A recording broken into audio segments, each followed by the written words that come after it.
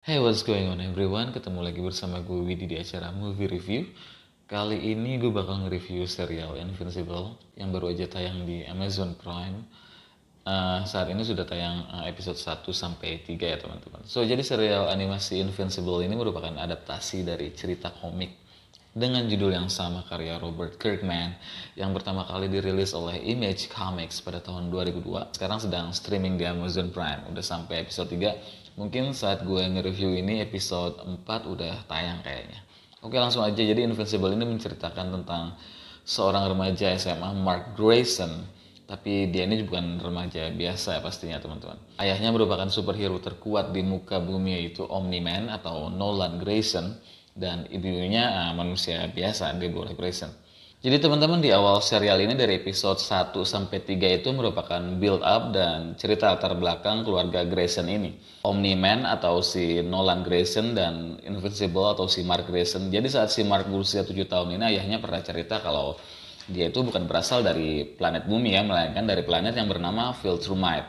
Sebelum dia diutus untuk membantu bumi dan akhirnya bertemu dengan ibunya Deborah dan mereka jatuh cinta dan akhirnya mereka atau si Nolan ini stay di bumi dan menjadi protector of the earth, asik ya, atau jadi superhero bumi ini.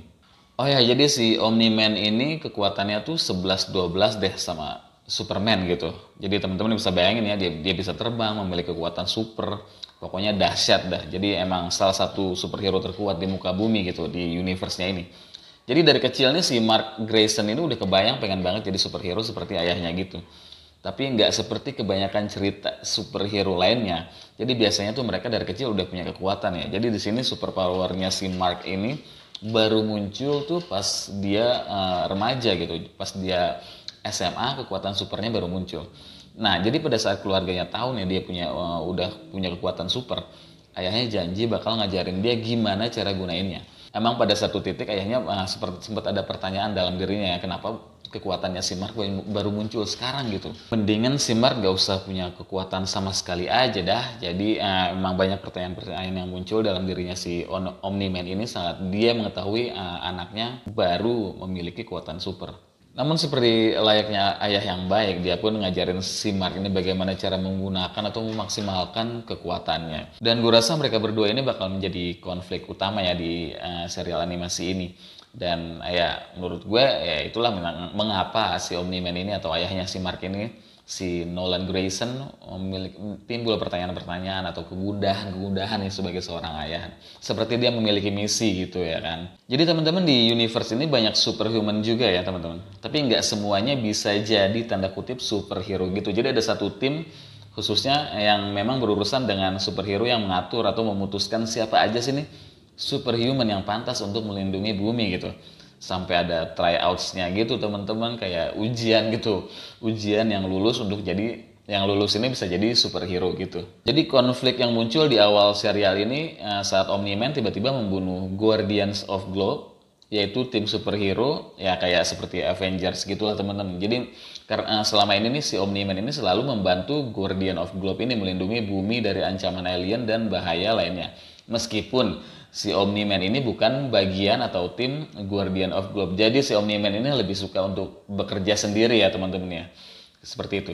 Jadi mulai muncul pertanyaan nih, sebenarnya si Omni-Man ini punya misi apa gitu sampai dia ngebunuh si Guardian of Globe ini. Dan sementara si Mark Grayson atau si Invincible ini baru aja mengetahui kekuatan atau superpowernya sendiri ya, dan sangat bersemangat untuk jadi superhero seperti ayahnya. Ya gimana enggak, karena dari kecil si Mark ini udah ngebayangin ya kan, dia ingin jadi superhero kayak ayahnya. Dia membuktiin ke ayahnya kalau dia layak dan siap untuk menjadi superhero gitu. Jadi for the record aja teman-teman, serial kartun ini rated R ya. Jadi emang bukan buat anak-anak, jadi emang bloody banget. Ada kepalanya pecah, badan hancur, darah di mana-mana. Jadi meskipun kartun, ini bukan buat anak-anak teman-teman. Jadi sampai episode 3 ini gue enjoy banget dengan durasi hampir kurang lebih ya 45 menitan gitulah. Nggak ada scene yang nggak perlu, semuanya penting gue rasa. Nggak ada yang berlebihan. Dan actionnya juga mantap. Jadi emang penuh action ya tiap episode ini. Jadi dari 1 sampai 3 ini penuh action juga, dan animasinya juga mantap. Meskipun banyak superpower yang emang udah sering kita lihat di karakter seperti Marvel atau DC gitu.